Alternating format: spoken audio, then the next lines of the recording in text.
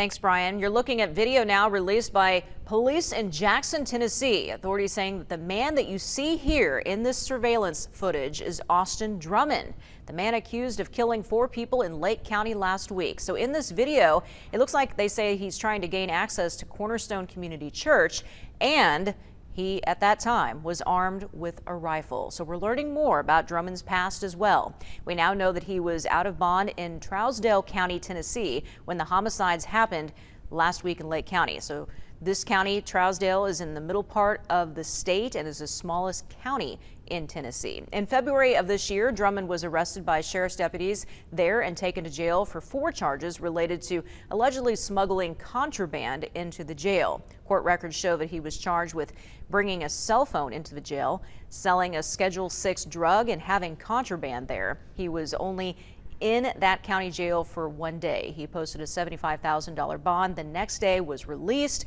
As we reported last week, Drummond also served 10 years in a Tennessee prison for an armed robbery.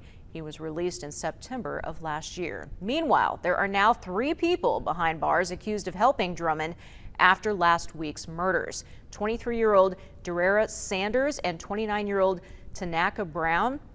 They made court appearances in Tiptonville on Monday. A judge set their bond at $250,000 apiece. The other suspect, 29-year-old Giovanni Thomas, is due in court Thursday morning. All 3 of these people are from Jackson, Tennessee.